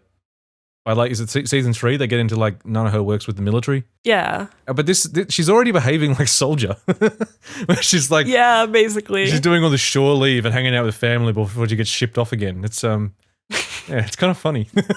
No, yeah, it is very like, yeah, this show started having some of that military appeal in Mahous, which, you know, I guess the dark extension of is stuff like Asuka. I mean, that's. Yeah. Yeah. Nanoha and Arf go out to the harbor and Nanoha's like, I guess she like psychically calls to Fate, or she just figures Fate will come find her somehow because Fate shows up. And Nanoha's like, let's wager all of our jewel seeds on one big final battle between the two of us. Dun dun, let's fight. Mm. So it's time for these girls to laser fight. Why would Nanoha agree to that? Cause she wants to fight friend. She thinks this will be a way to convince her to be friends? Yeah, I guess. Okay. Because I hear that's Nanoha's whole thing as the series goes on, is that she convinces everyone to be her friend through laser fights. So I guess this was like the beginning of that. She's kind of like Goku. Yeah, except with Mahou lasers. Yeah, he will punch you until you are friends. It's a very powerful technique. So the next episode opens with a flashback, and it's Fate with her loving mom, and she's having a good time with her mom. But her mom calls her Alicia, and she's like, no, Mom, I'm Fate. Why are you calling me Alicia, huh? But then it's time to fight. Oh. So, that was mysterious. It's a secret. Nanoha and Fate start fighting with their lasers, and it cuts back to Chrono and his Amy friend girl on the bridge, and they're like, it doesn't actually matter who wins. We just are hoping that we can follow Fate back to her mother once she like tries to teleport back to her mom. We'll follow her magic signal or whatever. Right, okay. So they're laser fighting, and Fate like captures Nanoha in some magical ring seal thing and lasers the fuck out of her. And but then Nanoha's still okay, and she just kind of like withstood the attack magically. Right, okay. It's that sort of thing. That's that sort of anime fight where I just willpower got me through that. Yeah, it's just weird because like it's not even like Nanoha is super beat up or clothes ripped from it or anything. It's just like your lasers suck. I'm better. Yeah. And then she's like, my turn. And then she's lasering Fate, and Fate's like, she withstood my lasers, I gotta withstand hers too. I won't lose. But she's barely able to. And then Nanoha does another big ass laser, and then Fate like falls into the ocean. Oh jeez. Yeah, and like you see the people up back on the bridge and they're like, is she dead? Because that fucks up our plans. Yeah, that's awkward. Nanoha goes into the ocean and retrieves her, and she's like holding her princess style, and she's like, I won, right? and so Fate's weapon is like put out. But then the mama does her laser lightning thing on them, and it's like, boom, mama attack. And they're like, oh, there, it's a magical signal. We can track it back. We have to pursue the mama. And then like somehow they capture Fate and Arf and bring them back to their ship while soldiers are attacking Presia's headquarters, like random, I guess, other time-space soldiers that they have. Right. And they're like, we gotta go. You're under arrest, Presia Testarossa. That's okay. They clear the daughter and her familiar out while we attack the mum. Because the mom is like in like this, I don't know how she like lasers, because she's in this big flying interdimensional like rock fortress thing. But then sometimes she'll just like shoot lightning, and I guess maybe you can like ride the lightning back to her place or something. I don't know. I don't know. Okay. But the soldiers are in her headquarters now, and they're running through looking at stuff, and they find naked Fate in a tube. Oh. But it's not Fate. It's Alicia. Okay. That's the name that her mom called her in the flashback. Yeah. And it's like, Okay. And Presia is attacking the soldiers, and she's like, get away from my Alicia. And Fate back on the ship is watching on the screen, and she's like, who's that? I don't understand. Someone explains that Alicia is a child that she lost, and Presia's like, Fate, you're watching, right? You're just a doll that I gave Alicia's memories, but you're just a fake, and I don't love you, and I hate you. Ha. Okay. And that makes Fate blue screen and collapse. I hate to say, is this like Ava? Because I do that a lot, but this really does seem like Rei Ayanami's whole deal. Yeah. Is this what she needs the seeds for? Yeah, she wants the seeds so that she can go to Alhazard and save her daughter, her real daughter, who she loves. Right, and she made Fate as like just a tool to use in order to get her daughter back. Yeah, this is handled pretty differently in the movie, and I'll talk more about the movie differences later, but in it, like, it's like she tried to make a replacement for her daughter after her daughter died in this interdimensional explosion experiment thing, but then, like, Fate didn't quite have the same personality, so she didn't love her like her daughter, so then she decided to just use her as a tool. Right. But in the show, it seems to present it as like, I just decided to make a tool person who's exactly like my daughter. But it's really weird because it's like, when did she make her? And the daughter, her body looks exactly like Fate. So it's like, was this pretty recent? But in the movie, it was like 5 years ago. But so it's like her daughter's dead body has continued to age. I don't understand that whole situation. Yeah. It's... I don't think they were thinking too much about the specifics of it. Yeah, but I mean, again, that's very much kind of what Rei Ayanami was in Ava. She was a clone of his dead wife that he was using to get back to his dead wife, essentially. Yeah, but there was no like original wife body that looked exactly like Rei, was there? No, but there was a lot of Reis in tanks, and she did spend a lot of time in tanks. Yeah. You know. I mean, you gotta have a lot of Reis. You gotta have girls in tanks. You need redundancy. You can't not have girls in tanks. Yeah, naked girls in tanks are really important. Everyone should have some. Sometimes they can pilot your ship. Sometimes they can pilot mechas. Sometimes they can give you do memories. all kinds of things. Yeah. Wow. So she makes the big tube with her daughter float, and she's like, come, Alicia, we shall go to Alhazard together. And it's like she's still I swear she only has the number of jewel seeds that she had before that she said wasn't enough to do what she needed to do, but now I guess she's like, good enough, I'm gonna try to do it. I don't fucking whatever. You're desperate, you gotta make do with what you got. Yeah, I guess she's crazy after all. Oh. She's a crazy lady. Oh, okay, she's one of those. All right. Yeah, because she's like, I never loved you, Fate. Ha ha ha ha. So episode 12. I got my tits out. I never loved you, daughter. So- Here are my tits. Ah. Yeah, because God, the movie makes it so funny since like you see all these flashbacks of her like in a sweater and in like a business suit and in like a lab coat. And so like at some point she went from living in this like modern world with normal technology to like being a sexy sorceress lady in a big rock castle. And it's like, how did you get to this point in your life? At what point did you decide? I'm gonna be a sexy sorceress. It's Casual Friday every day. So we got 2 more episodes left. Wow. So since Fate has blue screened, her and Arf are staying behind in a hospital room on the ship, and Chrono, Yuno, and Nanoha go to help fight in the fortress. And there's a bunch of robot knight things, and everybody's fighting them. Chrono does some kind of fights. This fight again. This fighting in a big fortress and there's robots.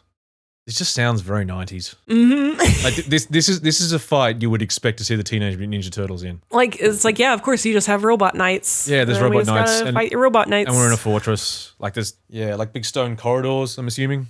Like yeah. Or like there's also like some hallways. Yeah. With like pillars and stuff, Yeah, you know? Yeah. It's very like you do. Very 90s. And he's like, watch out for those black patches, Nanoha. Those are magic nullifying things, and if you fall in there, you'll fall in the space between dimensions or something. Ooh. Nanoha and Yuno go to destroy the reactor that's doing something. I don't know. There's a reactor. You got to destroy it. Yeah, sure. Yeah, you know, like you do. And Chrono's like, I'll go arrest Precia since I'm the space cop. And Arf back at the hospital room is like, Fate, I need to go help them. I hope you're okay. Do your best, Fate, with your weird blue screen eyes. And then as soon as she leaves, Fate wakes up and she's like, Buh? And she's like, I always lived for my mom and my mom only, but Arf, you were always there by my side, Arf, and you loved me. And Nanoha, she seems pretty cool too. She wanted to be friends and shit. I guess maybe I should live for them or something. I like Arf actually is like the person in her life who's done a lot for her. Whereas Nanoha's like, she seems nice. Yeah, it's like if I actually had to like pick a character I found the most compelling from the first season, it's probably Arf, even though she's like a big stupid like titty lion girl. Yeah, her design's crap, but like she does actually seem interesting. And she's kind of like a rough girl, you know, like she's like, I'm a punch. Yeah, oh yeah, I haven't actually described like what she like looks like, because I mean besides being like a lion girl thing, she's got like a crop top with like a boob window, and then like pink jean shorts that are like with the fly open. Right. Okay. So she's goofs. Yeah. Sounds pretty goofy. But she's an emotional rough girl, and I want good things for her. And then Fate actually like calls back to something that Nanoha told her before they fought, which is like, things between us, it hasn't even started yet. And she's like, maybe my life really hasn't even started yet. And let's do this together, Bardiche. You'll fight with me, right? And he's like, yes, sir. Oh yeah, because her weapon always calls her sir. He's like, yes, sir. Oh, okay. And she's like, good. You're also my best friend, Bardiche. Everybody's fighting in some like kind of central big room. Fighting robots, and then Fate comes in with her lightning lasers, and she's like, buzz, buzz, I'm helping out. and then there's like a big robot, and it's like, oh shit, that's literally looks like a big strong robot. And Fate's like, but we can take it as long as we're together. And Nanoha's like, yeah. And so they beat up the robots together with their lasers, and Alf is like, my master, and they're happy. And then Fate's like, but I have to go to my mama. So you guys handle the reactor. I'll see you. It is sort of funny when the action isn't very good. The teaming up or something has to be the big deal. Because all they're going to do is just shoot lasers. Yeah. And it blows up. So, like, you got to make something else the big deal. I hear they shoot the lasers together. Yeah. And it's funny because, like, apparently it becomes much more of a thing later where you're supposed to know what their different attacks are. But in the first season, especially Fate has a bunch of different attacks. It's like lightning, rage, thunder, whatever. And they all just seem to shoot lightning. Like, it all seems like the same shit to me. As a layman. But Nanoha holds Fate's hand before she goes, and she's like, Ganbate! And Fate's like, arigato. And they have a moment. Oh, that's nice. Oh, and then Once Fate's gone, Yuno and Nanoha have a little romantic moment, and she's like, I can always fight because you're with me, you're always at my side, your warmth is always at my back. It's funny because we're not going to see much of him anymore. Yeah, it's just like every time something like that happens in this show, it's like, ha. And then meanwhile, like Captain Lindy is doing some kind of magic to like suppress the dimensional magics or whatever, and she's like fairy wings, and I don't know if that's like the kind of alien she has, or if it's just a spell thing, or I don't know what her deal is. Precia's like, Alhazard definitely exists. It exists in the space between dimensions, and I can get there by creating a big dimensional trimmer. And Chrono is like, no, you can't do that. It's impossible. You're stupid and crazy. You're dumb. Yeah, it's not really stupid. Shut up. And Fate arrives, and she's like, Mom, I still love you. I may not be Alicia, but I am your daughter. I love you, Mom, and if you want, I'll do anything for you. And Precia's just like, ha, ha, ha, ha, ha, I hate you. Ha, I'm evil. Ha, fuck you. Cool. Yeah, and she's like, stupid. Then everything's like breaking apart because of dimensional magic and stuff, and then Precia and her tube daughter fall into the crack between dimensions and presumably die and are gone. Oh, that's it. They're just done. Yeah.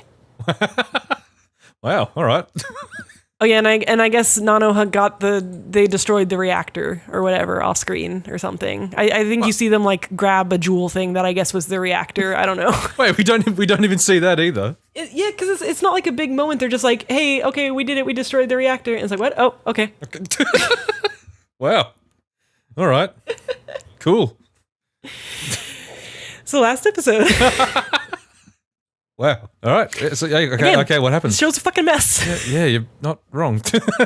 So dimensional time and space is still breaking apart. The fortress is collapsing and shit. And Nanoha arrives to save Fate, who's, like falling on a chunk of rock, and they grasp hands, and it's like, woo. And so now everyone's back at HQ, and the kids are like getting bandaged. Amy is bandaging Chrono, and Yuno's bandaging Nanoha. And the bandages, because they go around the head, but they don't go around the giant anime side bang thing. It defies all physics. Yeah, I did see a screenshot of this where the bandage passes through the bang, because the bang must continue. Yeah. The bang clips through everything. It's even worse in the movie. In the movie, like the bandage doesn't even it doesn't extend to the sides of his head fully. And it's like, what are you doing, anime? This is a dimensional distortion. Get them on it. Yuno and Nanoha are talking, and apparently Fate and Alf are under arrest now. And they're like, we think they'll probably be pretty lenient on them because she's a fucking 9-year-old. But she still has to go to trial for space crimes. Okay, this is a weird direction for this to take. Yeah. Sending her away for space crimes. Yeah. Nanoha and Yuno are getting awarded some kind of dimensional space cop honorary award. And it's like, thank you for your service. And Chrono is explaining to Nanoha about how, Fate will go on trial, but I think it'll be okay. We're going to make sure we have all the evidence to show that she didn't know what she was doing or whatever. And then Nanoha's like, you're actually pretty nice, aren't you, Chrono? And he's like, no, I'm not, whoosh. And apparently Yuno can't go home for a while because of some dimensional shit. They can't fly back to his home planet for a while or something. I don't know, guess he has to live as a ferret for now. He's just making excuses. He just wants to keep living as a ferret. Because he's totally they're like, you can live on the ship. And he's like, nah, I think I'm just going to go be a ferret. He's really discovering himself on this planet. I'm a furry. Yeah. So him and Nanoha go home, and the bureau is like, we'll stay in touch and keep you updated about if Fate goes to dimensional jail forever or whatever. and so sorry. It's just funny. It's sure stuff. So Nanoha goes home, and her friends are all happy to see her and stuff. And then she gets a call from the administration bureau, and she's able to see Fate one last time before Fate goes off to trial. So she goes to meet Fate, and Chrono and Arf are there, but they leave Nanoha and Fate alone. And Fate's like, you wanted to be friends. I do want to be friends, but how do I do that? I don't even know how to do that. And Nanoha's like, it's super easy. Just call me by my name. And they're all holding holding hands and tearing up, and the wind's blowing, and it's very romantic. And Fate's like, your hands are so warm, and they hug each other, and they're like, we'll definitely see each other again. Oh, and then they trade ribbons. They both take the ribbons out of their hair because they both have different kinds of pigtails, and they trade ribbons. Ah, of course. So yeah, I do think that Madoka probably ripped off this aspect. But here it's actually better because here it's mutual ribbon trading. That's nice. Nice. As opposed to just That's very gay. you just get to keep my ribbon as a memory of the fact that I existed and no one else remembers you, and it's a little bit torturous. Homer didn't think to bring a ribbon to the trading game. She fucking missed out. Yeah. So they trade ribbons and they tearfully wave goodbye, and it's like, we'll definitely see each other again. And then credits music plays over, returning to everyday life, and you see them wearing each other's ribbons, and that's basically the end of the show. Hang on, what's Fate's everyday life? I think she's just like back on the ship awaiting trial. Okay. Because I think you see her and Arf in their like brig room, I guess, and Arf is like helping her tie her new ribbons into her hair. Oh, okay, while they await trial. Yeah. My life in the remand system, yeah. Yeah, because the situation is a bit different in the movie. Right, the movie. So, pew, pew, pew. so again, the movie comes out 6 years later after the series is over? Mm-hmm. So it's basically like, now that this is a popular franchise, but obviously the original show is kind of shit, so we're going to make a movie that just kind of covers the important points of the original show so you can just watch that instead. Did they have plans to like do the other 2 seasons as movies as well? Yes, because so this movie is Mahou Shoujo Lyrical Nanoha the movie first.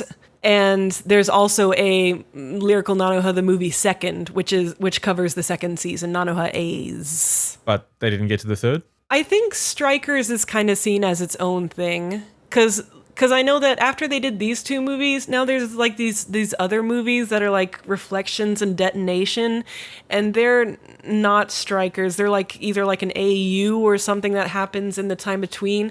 Nanoha as a franchise is very like, there's a lot of branching AU shit. It's kind of like Fate in that way. Okay. Fair enough. Because it's like there's Nanoha Vivid that like goes off in one direction, and there's Nanoha something that's a different direction, and one of them is more military laser fights, and one of them is more pedophile bullshit. And depending on which one of those 2 things you like more. Right. Yeah. And I think the pedophile bullshit one got an anime adaptation, but the other one didn't. And I don't fucking. Yeah, we're not watching that, obviously. There's a lot going on. Yeah. Okay. You say that. What? Did you watch it? I might have to watch it. I don't know. I watched Magical Girl Sight. There's no bottom. I mean, I suppose. And I've watched Oscar. It still weirds me out that some of these shows are just on regular-ass streaming services, and no one cares. Yeah, like Nanoha you can't find anywhere anymore, but that one that's supposed to be the super lolicon, even more so one, it was on Amazon Prime. Amazon Prime is the place to go for your edgy pedophile magical girl shows, and I don't know why. Yeah, no. Is there something about they were just one of the last streaming services along, so they just had to take what everyone else hadn't bought? So they just got all the shit. It's the sure thing. But anyway, so the movie. Yes. So I would say if you do want to get into the franchise and you do want to like consume, like basically everyone told me just watch the movie of the first season. And I was like, you're not my dad. I'm going to watch the entire show of the first season. Does your dad often tell you to just watch the movie? Yes. Yes, my dad is like, hey, Mary, when you're watching your gross magical girl shows, just watch the compilation movies. But this actually isn't, I guess it doesn't count as a compilation movie because it's entirely reanimated and it looks way better. Oh, okay. And so it is like, yeah, it is good advice to just watch the movie of the first season because it's much more concise and whatnot. Some key differences that I wrote down. Oh, first, they do redesign their outfits slightly. Nanoha's, so I guess during all the different iterations of the show, her outfit keeps getting bulkier and more like covered in mechanical shit, which I don't like. I like her first outfit. It's still a decent balance here, but it's starting to move in that direction. And for Fate, they removed the leotard flap in front of her crotch so that you can see the leotard crotch all the time. Right. Thank goodness. Right. Get that shit out of there. Yeah. Awesome. At least I think in the second season is when she gets an outfit that looks a bit better and it has like shorts. It kind of looks like a scuba diving outfit or something, you know, like or I mean a wetsuit with shorts, and it's way better. Yeah, in the movie it's just got a stupid leotard outfit, and the transformations are even more gross. Oh, great. Sick. Like otherwise there's no panty shots or whatever, thankfully, in the movie, but yeah, the transformations are fucking not okay. And Raising Heart talks way more in the movie and delivers a lot of the exposition that did in the show. I think because they were, like already trying to downplay his role. Poor guy. I know, this poor fucker. But her voice acting is way worse, which is weird for like a robot thing. But because she keeps having to explain stuff, she's like, wow, your magic is very good. Like it starts to sound way less viable as like a, automated AI voice. It's like someone doing a shitty impression of a robot. Yeah, that's what it feels like. It feels like someone just pretending to be a robot, and a lot of her dialogue is like not quite natural, and it's like, that she's a native English speaker, but she had to say all these lines in this weird, unnatural, slow way, and I want to see those recording sessions for her. Arf has silly casual clothes in the movie where she has like a big chain and like a rock t-shirt and stuff, and it's like, who gave you those? How did you get those? And because I guess like functionally she's like 4 years old or something. She's a fucking baby. Yeah, but is it one of those things where she's like a homunculus, where she just sort of came into the world as like kind of an adult? In the movie, there's a lot more flashbacks to Fate and her mom, and it shows her like finding Arf as a puppy. So Arf is like actually like 4 years old, and she was just a dog thing. But now she's a big titty lady. Yeah. Rad. Nanoha and Fate have a fight in a shipping container hell, which is very important. It's the best place to have fights. It's the most anime place to fight. Right, so this influenced Kiwi Blitz then, I suppose. Shut up. No, but it is the most anime place to fight. It's super important. You can't have a proper showdown anywhere else. They don't fight among shipping containers. They are cool. Oh yeah, like shipping containers is the perfect like... There's a lot of stuff to hide behind. It's kind of like there's buildings, but there's a good excuse for nobody being there, so you can kind of go crazy.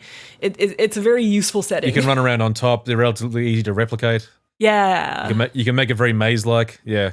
Yeah, relatively simple to draw. Yeah. I get that. Yeah, a lot of benefits.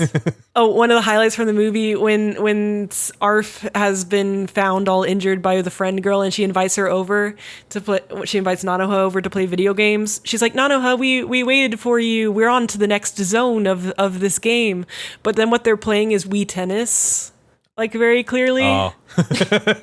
So it's like we got to the next level, like the next dungeon, and then they're like swinging the little Wii remote, and it's a tennis game, which makes me think of like an awesome moment in the Adventure Time when they're like clearly playing a racing game on BMO, and Finn is like, "Oh, I got the sword." Oh, and in the movie, Fate and Nanoha have their big like showdown where they wager all their jewel seeds in this like crazy. They like build a special dimension for it where it's like a city that's like half sunken in water, and it seems very excessive. Like that is incredibly powerful magic. Why are we even bothering shooting lasers at each other if you can do that? Yeah, I mean, was it more just like they wanted a chance to show off, or? Yeah, it was like we want to have a cool place for them to have their fight, so we'll just like bullshit logic some reason for them to be able to make a special place for them to fight in. It's fucking ridiculous. Yeah. Oh, and then so one of the things they introduce in the flashbacks, and I think it must apparently like ties into something in season 2. Is that they established that Fate had this like cat mom who is like a familiar of Precia's, that because you see a cat that they have, and then at some point Precia turns the cat into a person and is like, you help raise Fate now that I've decided she's not my real daughter. The cat like fights Precia about like, you're not treating her like a real daughter, you should be nicer to her, and it's very weird, and it's like, why are you here, cat person? But I guess she must be a character in season 2 or something. Yeah. Oh, and at the end of this, of the movie, Captain Lindy actually adopts Fate and I guess Arf. So instead of it being like she's just in the brig awaiting trial, it's like she's been turned over to me and I have custody of her, and she probably still has to go on trial, but for now she's just like, she can live with us on the ship and it's fine. I mean, that's better. Yeah. That's better than we're just leaving this child to go off to be tried and maybe go to jail. But then, like, to still give them that, like, scene at the end where it's like we have to say goodbye for a while. It's like she has to go train somewhere for a while or something. So have your romantic goodbye where you trade ribbons. Okay, but for the most part, they line up okay? Other than those things? Yeah. Okay. Yeah. Yeah, so, like, the movie is definitely the superior version. Like, there is a lot of really nicely animated laser fights. The rendering on it is kind of interesting. Like, there's a lot of really bloomy ass lighting. Oh, okay. It's bloomy as fuck, but it's very smooth, and yeah, it looks so much less janky than the show. So if you wanted to watch one or the other, just watch the movie. I guess bloomy lighting was like just in at the time. Yeah, I guess it has an interesting rendering style. It's kind of weird. It doesn't. I guess it looks unique. It's hard to describe. You just have to watch it for yourself. Okay, but that's Nanoha season 1 and the movie of it. Is it? Do you think it's worth watching? Is there enough interesting stuff going on? Or? Only the movie. If you want to see magical girls have fancy laser fights and weapons that go then to transform, then you should watch the movie. But the show itself, you should be able to tell from the summary, it's a fucking mess. Yeah. Like, remember when I was describing her, like, just saving the random soccer boy from the tree and stuff? Yeah. That happens. Yeah, and it doesn't really matter. I mean, the impression I've gotten from hearing people talk about it is that it's kind of like Symphogear in that you got to get through the early stuff because it gets better or more interesting as it goes. Yeah. Yeah. Yeah, so, yeah, God, Symphogear really is, like, the natural successor to Nanoha in like so many ways, because it's like, yeah, the first season is, what are we doing? We're not quite sure yet. We're just kind of fucking around. And then it becomes a huge franchise where they, start to figure out exactly what they're doing later on. Yeah. But yeah, so it's really, I mean, it was really interesting to me to see how much of like just kind of shat out mess it was for something that's like become such a staple and affected the things after it so heavily. I mean, I guess that's not always uncommon when you have like a breakout success. The thing that it kicks it off is occasionally like they're still sort of figuring out what they were doing, but they managed to hit on something interesting. Yeah. I mean, there's a very obvious close to home example we can both think of. I have no idea what you're talking about. I've never watched anything else that's a fucking mess. There's nothing I can think of. I'm curious. I am genuinely sort of curious to hear where it goes. Yeah, I'll definitely. I'm gonna have to grab season 2 and the movie of that and see what happens with these other girls and what the heck. Because I don't know. Are there more? Yeah, are there more girls coming? I know there's a third girl in season 2 because she was the free unit from the Nanoha event in Magio Record. It's interesting because like you normally expect more girls. I feel like this is pulling from things like Cardcaptor Sakura and stuff where there were fewer girls. Because you do have the main girl who's like on a collection quest, and you have like the rival, and then maybe some other weird magical beings. But yeah, it's like it's kind of in a different branching path from things that like pull from Sailor Moon where there's a bunch of girls. Yeah. I'm sure you could create like a super complex family tree of magical girl shows and which things most heavily influence which other things and whatnot. Yeah. What was that first one? I've heard people talk about before. Talking about Cutie Honey? Yeah. The proper early shit. Yeah, and that was one of the people think of as the first fighting magical girl show. And that was already for horny men, so they've been around. It's always been part of the history of this genre, unfortunately. Yeah. It's a mixed bag, friends. But it's interesting shit to me. Magical girls. It doesn't have to be horny. No, it doesn't have to be. But I'll understand why it happens. Yeah. Because it always has. Yeah, at least in Cutie Honey, it's like he is like the big booby lady. Well, all right. That's a Nanoha. That's Nanoha. I hope you all have a wonderful time. Have a nice anime. Yeah. Yeah. Do we have anything else to say? Not right now. We've got. I think we've mentioned the other stuff we've got coming, right? Yeah, in the other podcasts, yeah. We'll have to talk about the Ruby comics. I'll have to watch Nanoha Season 2. You need to watch Review Starlight. I need to triangulate with you. I had other things I was going to watch to talk about, like actual proper trash. But maybe I can watch Review Starlight first. Yeah, I've got opinions on it, and I need to see what your opinions are and see if maybe we can fight about it. Okay. Yay! All right, guys. We'll talk to you later. Bye. Bye.